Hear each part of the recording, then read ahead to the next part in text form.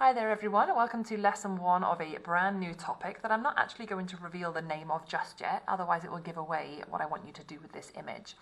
So what I'd like you to do first of all is either in your books or on some scrap paper, try to come up with 3 questions about this photograph. I've put some question stems around the photo for you to use. You can use any of them, you can use them more than once.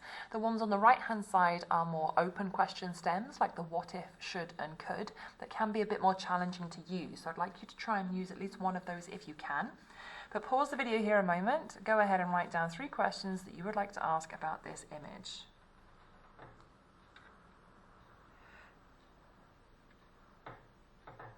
Okay, so depending on when you're watching this might be actually quite recent in your memory. It's been hitting the headlines left, right and centre recently. It's the Oprah Winfrey interview that Meghan and Harry did over in America, and they dropped quite a few big bombshells about allegations of racism within the royal family and touching on issues to do with mental health as well. But the racism card has been played now and is being talked about an awful lot in social media, in the news and so on. And it links in perfectly with what we're going to talk about today. I'm not actually going to go into the nitty-gritty of this particular story, but it illustrates perfectly what we're going to look at, which is prejudice, discrimination and stereotypes. So what we're going to look at is what we mean by the terms prejudice, discrimination, implicit bias and stereotypes, and then apply that understanding to some different scenarios to decide whether they are examples of prejudice or discrimination, because those two things are slightly different. And then we're going to look at where these prejudice ideas come from and how they can be affected by stereotypes. So pause the video here a moment, write down today's title and we'll get started.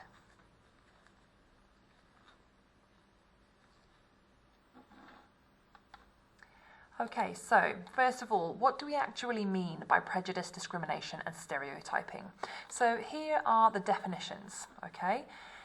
Prejudice is a belief that some people or some groups are inferior or superior. That means worse or better, without even knowing them, okay?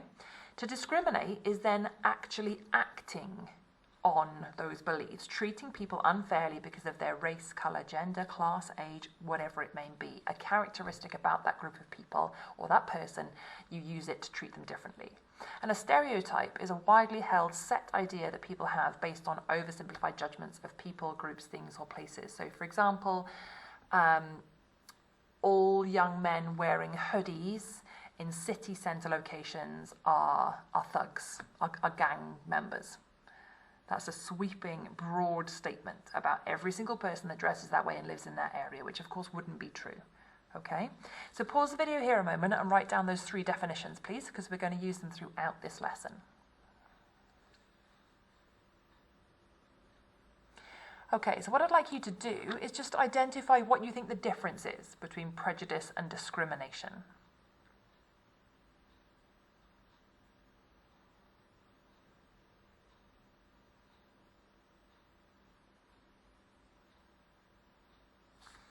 Okay, so if you've kind of been thinking anything along the lines of the fact that prejudice is just a belief, you might think or feel something about a certain person or group of people, but you don't actually do anything about it. You keep it to yourself, which still isn't great. But discrimination is when you then actually act on that belief. You treat someone or act in a certain way towards a group of people based on your beliefs. That's discrimination. Okay, and prejudice usually comes from a stereotype.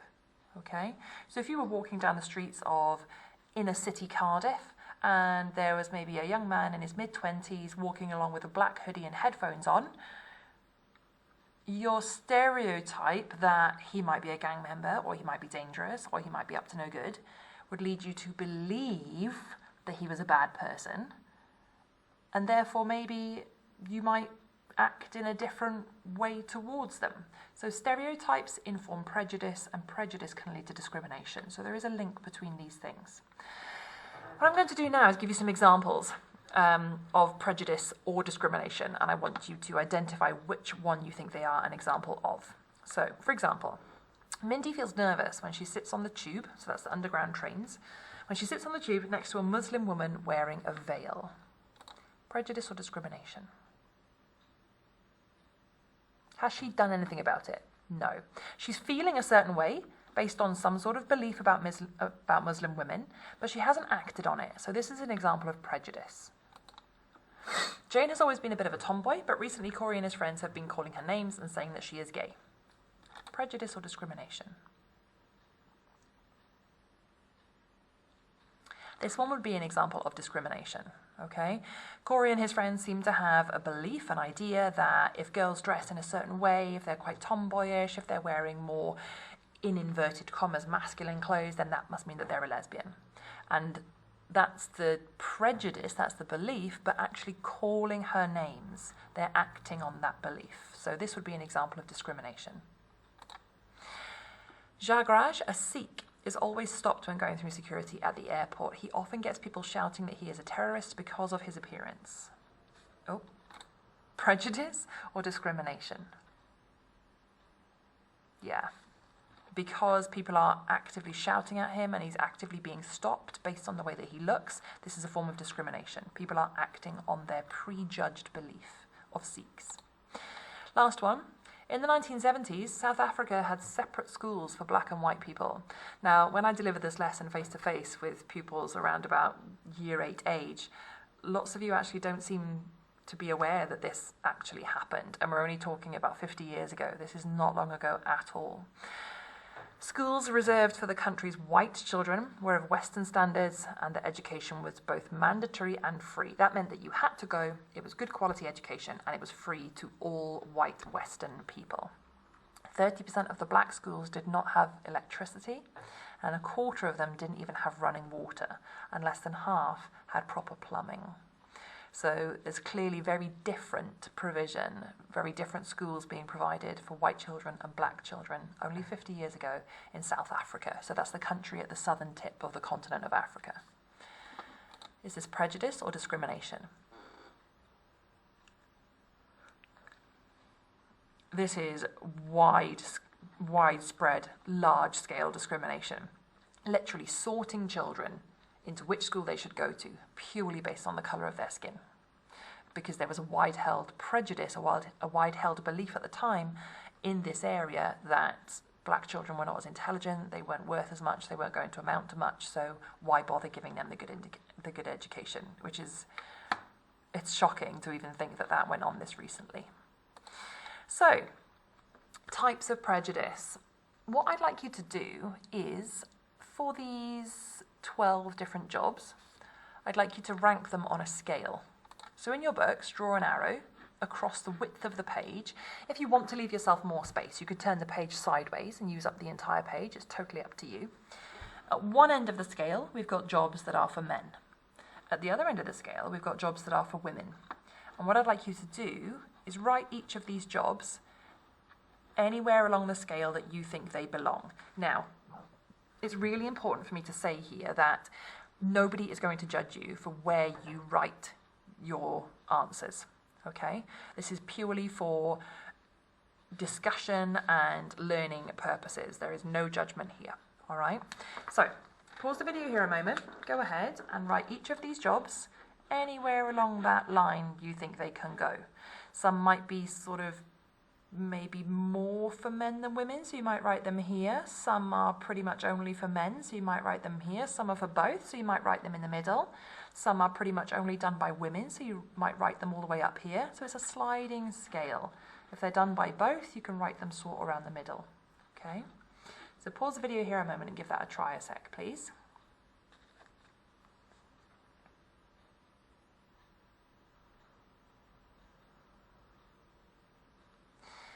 Okay, so it's a shame that we're not doing this face-to-face because this kind of topic always throws up so much discussion.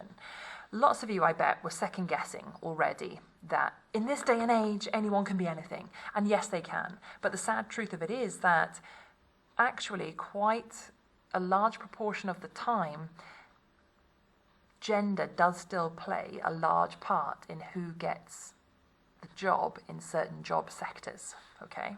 So a bank manager, that does tend to be somewhere around the middle, maybe leaning a little bit more toward jobs for men still. Teacher, certainly, usually seen as being in the middle. A priest, now, historically for religious reasons, priests are usually men.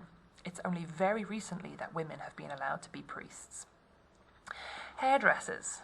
How many of you put hairdresser up here in jobs for women?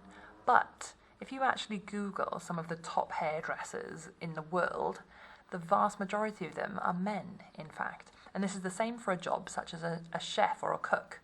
You tend to think of a cook as being a woman based on prejudged historic ideas, but most of the world's top chefs, the large proportion of them, are men. A nurse, our prejudged ideas would tend to mean that we put this more towards the jobs for women end, but of course it can be both. A builder. Now, jobs like builder and firefighter, these always throw up lots of discussion. Where did you put them? Technically, men or women can do both of these, but like it or not, there are natural differences in our bodies that mean that usually, not always, but usually men are stronger. So when it comes to lifting heavy building material or carrying out somebody that's been rendered unconscious through smoke inhalation in a fire, would a man be better at those jobs than women? Now, some of you might be yelling at your screen, okay, and I wish we were in class to discuss this properly because it always throws up loads of really interesting debate. But usually, builder and firefighter would definitely be more down towards the jobs for men end, while housewife would be up with jobs for women. Whereas increasingly in this day and age, we see house husbands and stay-at-home parents. It doesn't need to be gender specific. A nanny, I'm a massive Friends fan. I don't know if any of you have seen that episode of Friends where Sandy is the name on the application form for the next person that Ross and Rachel are going to interview to be a nanny for their daughter Emma. And when Sandy turns out to be a guy, Ross is really thrown off by this. He's asking him really what today would be inappropriate questions, sort of, are you gay? And he's really thrown off by how effeminate and how tactile and how warm Sandy's character is in the show, because we tend to think of a nanny, somebody that looks after children, as being a woman. But there's no reason at all why it can't be a job for a man.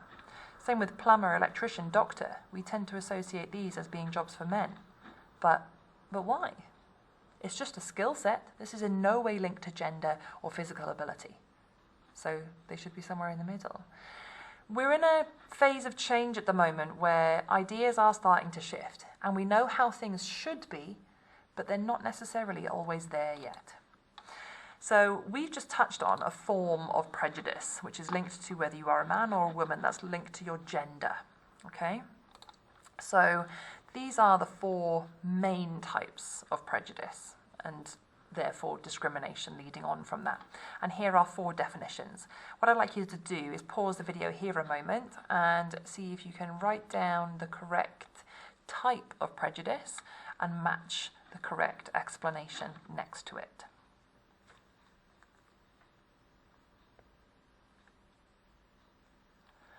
Okay, so you should be looking at something like this. Sexism, it's all about your sex, about your gender, okay?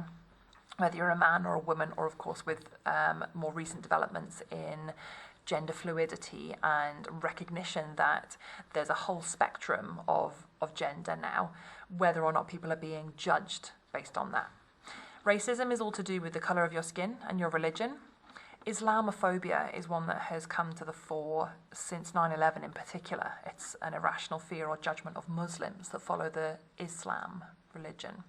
And homophobia, this is to do with your sexual preference, so mistreatment or dislike or fear of gay people and homosexual people. So make sure you've got these in the right order, and then we'll move on. Okay, so I'm going to break it up with a little riddle for you. If anyone has ever heard this, then you might know the answer, but it might just highlight something that I'm going to come on to in a minute, which is unconscious bias or implicit bias. So a van driver whistling at a nurse on the street loses concentration and has to swerve to miss a parked car. The van driver crashes into a young boy and his father who are driving to school. The dad dies at the scene. The boy is rushed to hospital, taken immediately into surgery, but when the surgeon steps into the operating room to operate on this boy, they say, "I can't operate on this boy, he is my son." How can this be?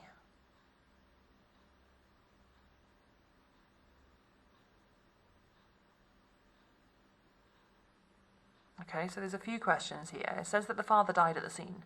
So how can the surgeon walk in and say, this is my son?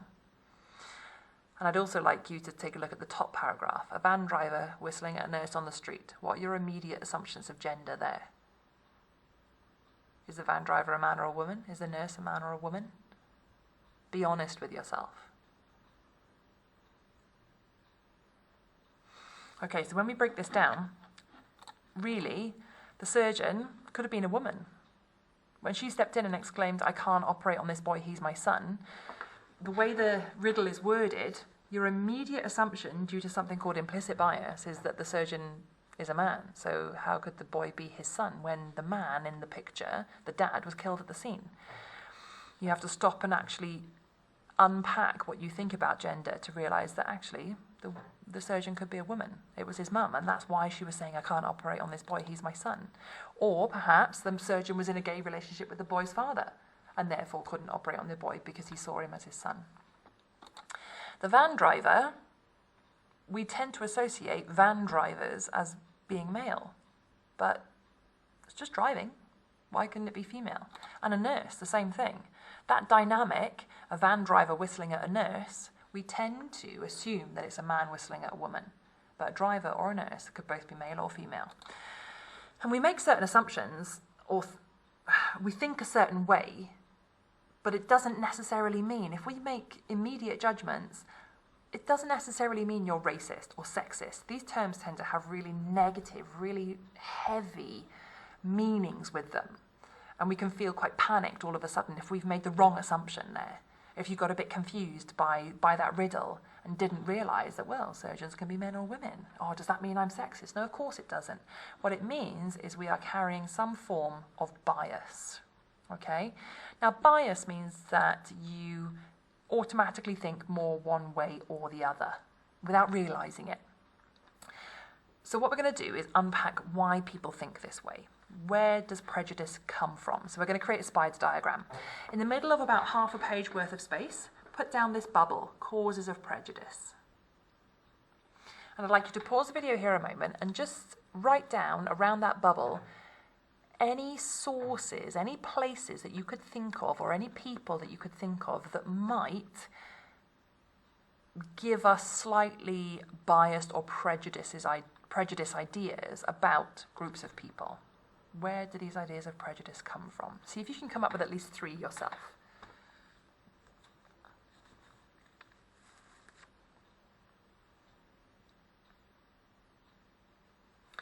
Okay, so let's see if we've been thinking along the right lines here. My first go-to was that it can be poverty and gang crime.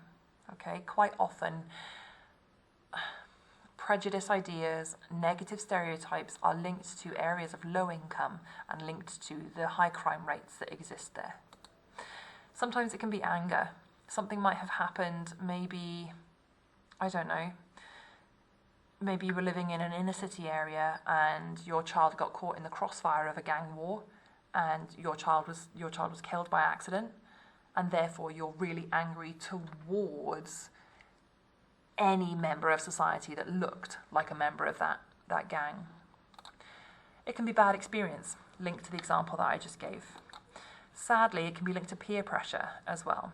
If your friends think a certain way, it's human nature to want to fit in. So we will sometimes say that we think the same thing as well, even if sometimes we actually disagree. Sadly, upbringing is one of the main influences of prejudice. Over time, understanding and education gets better and better.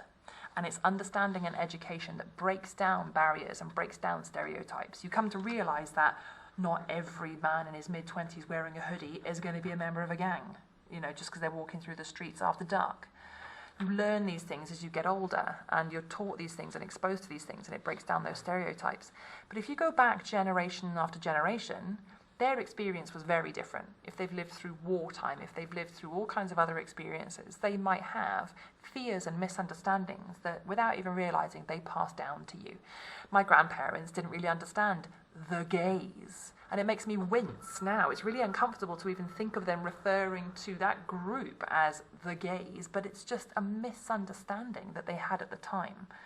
and the way that that group of people was spoken about at the time that was socially acceptable. That's how all their friends spoke about it, you know? And sometimes those ideas are passed down from grandparents to parents and on to us as well. And we need to challenge those ideas and make up our own minds. It can be fear and lack of understanding, exactly what I've just been saying, okay? Education is key. Educating yourself is key to breaking down stereotypes and therefore prejudice ideas, and therefore not being discriminatory towards groups of people. And jealousy as well. Sometimes another group of people might represent something that you wish you had, and therefore you can become a little bit discriminatory towards them. Pause the video here a moment and add these ideas to any of the 3 that you already had written down.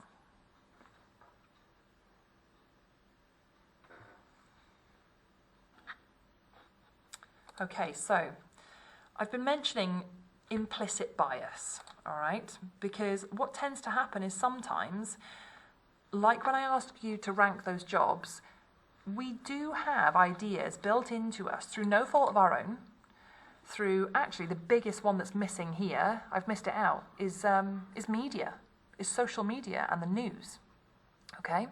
So we are fed ideas about groups of people and sections of society. We're fed those ideas through all different areas of our life.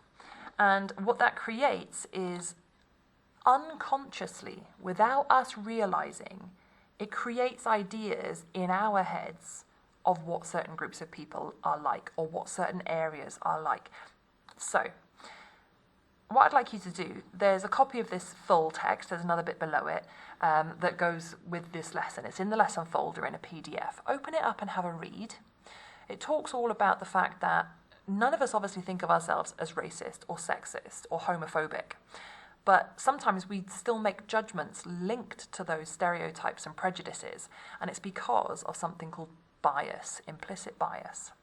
So, I'd like you to read this full text, and I'd like you to summarise in 10 words or less the message that you think it's trying to get across.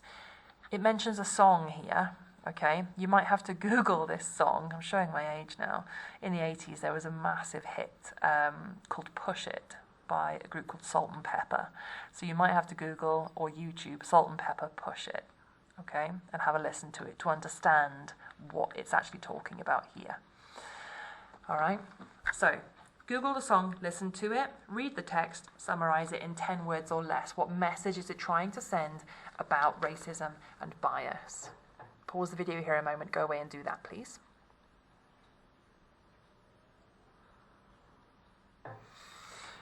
Okay, so for me, reading this text, so if I just end the show briefly and then I go into this lesson that I'm in the middle of making, here you are. So this is the text that you will have just read. And the writer, now we have to consider the source. This is HuffPost, so it can be popular news sometimes. It can be a little bit exaggerated or enhanced for popularity. But this journalist has written about an incident where her friend had decided to go to a fancy dress party dressed as the 80s singers from Salt and Pepper, and that they were going to wear a really big gold chain around their neck while they were rapping. Now, the friend in question is white. Salt and Pepper are not 100% white. And the group of people that were going to be at this party, as well as the person dressing up as Salt and Pepper, the whole group, in fact, were all white. But they were going to dress up and rap and wear cultural appropriation symbols such as massive gold chains, because that's synonymous with rappers and linked with rappers. And her friend was sort of saying in response, well, actually, is that a bit racist? You as a white person are going to go to a fancy dress party dressed as a character that in real life was black. Is that racist? But we can get quite defensive. We can get quite hurt by the accusation that we're racist, because of course that's not what we're saying. But actually, there's something in that that's not appropriate. And we need to reflect on ourselves that we don't have to panic. It doesn't mean that you're racist. It means that you're acting on something called implicit bias. Okay? So the next thing I'd like you to do, from current slide, it's the whole sort of when you're picked up on one of your views, oh, I'm not racist, I'm not sexist, I'm not homophobic. No, of course you're not. Sometimes your immediate reactions are based on associations that you have made between things in life without even realizing it. So if I said to you, oh, I'm going to make a peanut butter sandwich, what should I put with it? Especially if you were in America, and again, I'm saying especially in America, so maybe that's cultural, like that's a cultural link that I'm making. But peanut butter and jelly, peanut butter and jam sandwiches. So I have that implicit, that without thinking link, that if I was going to put something with peanut butter, it's going to be jam. When you see something shaped like a car, it's probably a car. We link these things in real life. But where we have a problem is where we link gang crime with black men in hoodies in their mid-20s. That's still an implicit bias that's been sold to us by the media, but it doesn't necessarily mean it's always true. We formed that link subconsciously, without realizing, based on information that we are fed from other sources, in particular the media. The main PowerPoint, you can copy and paste this link from, and I'd like you to watch this video in YouTube that talks a bit more about implicit bias to help you understand it further. So pause the video here a moment, go into YouTube and watch the video on this link, please.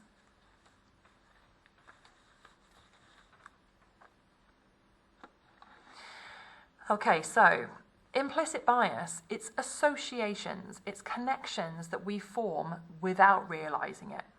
But those connections then affect how we see the world. Could we call that connection a prejudice sometimes? Yes, probably. But it doesn't mean you're racist. What it means is we need to be aware of when we have developed implicit biases that could lead to prejudice or discrimination. And it's our responsibility to go away and find out more about things, find out more about certain cultures or races or religions or sexualities or genders. It's our responsibility to read around what we're being fed on social media and what we hear from our friends and what we hear from our family to make up our own minds and unpack the associations that we've formed throughout our life to avoid unconscious bias, to avoid implicit bias. Okay, so reflecting at the end of this lesson, hopefully we've now got a much better understanding of what we mean by prejudice, how stereotypes inform those prejudice ideas, and how from prejudice ideas discrimination actions can then happen. And that it's okay to recognize that sometimes we have our own stereotypical and prejudice attitudes because of implicit bias that's been developed throughout our lives without us even realizing. And that we're aware of the negative consequences of prejudice and stereotypes. Bringing it back to that image at the start of Harry and Meghan. If we're saying that sometimes prejudice comes as a generational thing, you think how old the Queen and Prince Philip are now and Prince Charles. They're from a whole nother world, a whole nother generation that grew up in a very different world of understanding with regards to race and religion and its place in the world. Harry and Meghan have come out as saying that it's not the Queen or Prince Philip that made the allegations or of concerns and conversations about how dark their baby would be, but the negative consequences of this, whether it's implicit bias that's happening in the royal family, whether it's outward prejudice and discrimination linked to race that's happening in the royal family, it's having massive consequences. Harry now lives on the other side of the world with his family, trying to keep them safe from British media and how British media was portraying his family, including racism towards Meghan Markle. So we need to be aware of where these ideas come from in our lives, how we develop these ideas, and sometimes how responsible we are for changing and unpacking our own implicit biases and implicit ideas around this. So this lesson has been very much sort of discussion based. I haven't really given you any massive tasks. We needed to lay the groundwork on what we mean by prejudice, discrimination, stereotypes and implicit bias. What we're going to come on to later in this theme is whether discrimination is ever a good thing. For example, when you're expected to give up your seat on the train or on the bus for a pregnant woman. So we'll discuss ideas around that, and we'll further dig into why sometimes we can make prejudice judgments about people and how we can avoid it in future.